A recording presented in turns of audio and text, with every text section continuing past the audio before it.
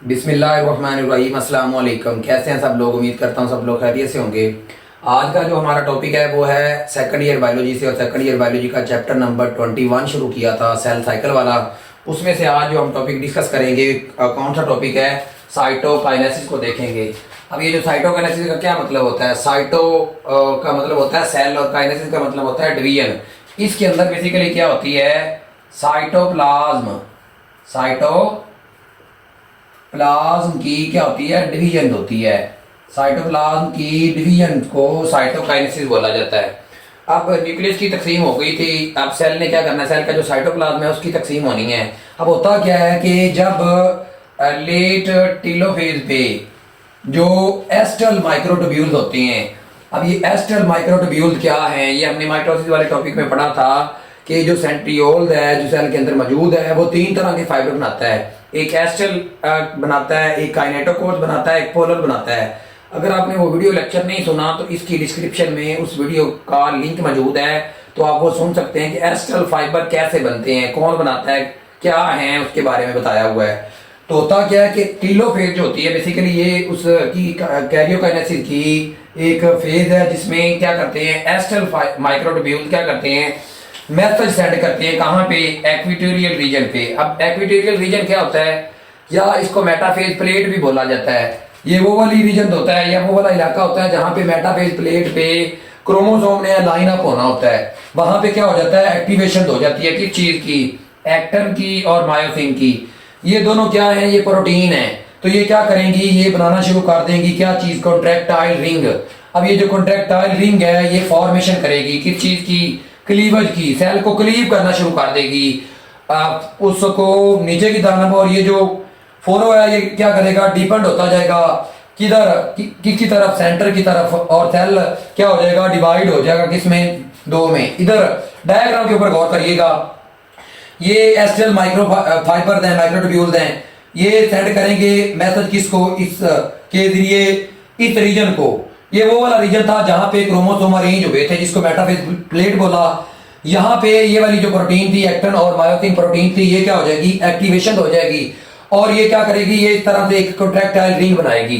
इस रिंग को क्या बोलते हैं, कॉन्ट्रैक्टाइल रिंग। अब ये कॉन्ट्रैक्टाइल रिंग से सेल क्या होना शुरू हो जाएगा, डीप फोरो क्लीव होना शुरू हो जाएगा। और अल्टीमेटली ये क्लीव सेंटर की जानब आएगी और इसका रिजल्ट क्या निकलेगा, सेल दो में क्या हो जाएगा, तकसीम हो जाएगा। तो इस तरह से क्या होता है, एनिमल सेल के अंदर क्या होगा, ये साइटोकाइनेसिस का प्रोसेस होता है। अब ये जो साइटोकाइनेसिस का प्रोसेस है प्लांट में, इसमें थोड़ा सा डिफरेंट है। बाकी तकरीबन जो इवेंट है वो साइटोकाइनेसिस के एनिमल सेल के अंदर और प्लांट सेल के अंदर सेम है, लेकिन कुछ डिफरेंस हैं। वो कौन से हैं, पहला है जी लैक सेंट्रियोल। जो हायर प्लांट है जिनके अंदर जाइलम और फ्लोएम मौजूद होता है उनके अंदर सेंट्रियोल नहीं होते। अब सेंट्रियोल का क्या काम था, सेंट्रियोल ने माइक्रोट्यूब्यूल वो जो माइटोटिक अपरेटस बनाता है, तो इसमें फिर वो जो माइक्रोट्यूब्यूल का जो अपरेटस है, माइटोटिक अपरेटस है, वो कैसे होता है, प्लांट के अंदर इसी की तरह का कुछ एनालोगस क्या होता है, एनालोगस रीजन होता है जो क्या करता है, रेडिएट करता है क्या चीज, उस फाइबर को, उन फाइबर को क्या करता है, इसी की तरह का स्ट्रक्चर होता है। एनालोगस बेसिकली वो स्ट्रक्चर होता है, स्ट्रक्चरली क्या होता है, सेम होता है, जो रेडिएट करता है उन फाइबर को। एक तो डिफरेंट ये है। दूसरा क्या है कि जब सेल की डिवीजन होती है ना, एनिमल सेल के अंदर शेप, ये देखे जरा, ये एनिमल का ये सेल था और इस शेप, इस की और इसकी शेप में डिफरेंट है। लेकिन प्लांट सेल की जो शेप है उसके अंदर ज्यादा चेंज नहीं आता। उसकी वजह क्या होती है, क्योंकि इसके सेल के बाहर क्या होती है, सेल वॉल मौजूद होती है। अब नीचे ये आपको एक सेल की डिवीजन नजर आ रही है, ये प्लांट सेल है, तो ये इसके दो डॉटर सेल्स हैं। अब इसमें आप देखेंगे बनने वाले जो सेल हैं दोनों, उनकी जो शक्ल है तकरीबन अपने पेरेंट से मिलती जुलती है, उसके अंदर उतना चेंज नहीं है, क्योंकि उसके बाहर क्या है, एक हार्ड वॉल है, जिस सेल वॉल की वजह से इसके शेप में क्या आती है, चेंज नहीं आती। तीसरा कौन सा है, इनके अंदर एक स्पेशल स्ट्रक्चर बनता है जिसको क्या बोलते हैं, फ्रैग्मोप्लास्ट। अब ये फ्रैग्मोप्लास्ट क्या है, कैसे बनता है, अब होता क्या है कि जब उसके अंदर क्या होता है, एनिमल सेल के अंदर क्या होती है, कॉन्ट्रैक्टाइल रिंग बनती है। इसके अंदर कॉन्ट्रैक्टाइल रिंग बनने की बजाय क्या होता है, एक स्ट्रक्चर बनता है क्या, फ्रैग्मोप्लास्ट। ये बनता कहां से है, बेसिकली वेसिकल से बनता है। अब ये वेसिकल कहाँ से आती हैं सेल में से, ये सामने आपको स्ट्रक्चर नजर आ रहा है। तो ये डिफरेंट तरह की वेसिकल्स हैं। ये वेसिकल कहाँ से आती हैं, बेसिकली सेल के अंदर गोल्जी कॉम्प्लेक्स जो है वो इन वेसिकल को क्या करेगा, खारिज करेगा, और ये वेसिकल उस जगह पे अरेंज हो जाएगी जहां पे मेटाफेज प्लेट बनेगी। तो जब ये वेसिकल अरेंज हो जाएगी तो ये वेसिकल की मेम्ब्रेन आपस में फ्यूज हो जाएगी। तो जब ये फ्यूज हो जाएगी तो ये सेल की प्लाज्मा मेम्ब्रेन बना देगी।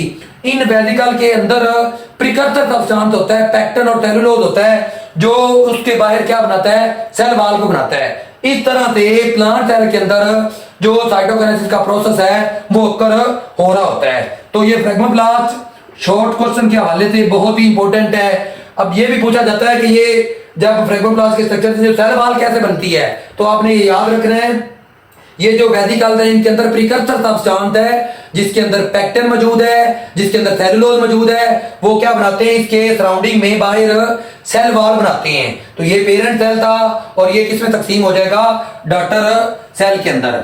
और ये दो डॉटर सेल आपको क्या आ रहे हैं, नजर आ रही हैं। तो ये साइटोकाइनेसिस एक लॉन्ग क्वेश्चन इस चैप्टर में से पूछा जा सकता है और एमसीक्यू के हवाले से भी बहुत इंपॉर्टेंट है। अगर कोई क्वेश्चन है तो आप कमेंट सेक्शन में पूछ सकते हैं। अस्सलाम वालेकुम।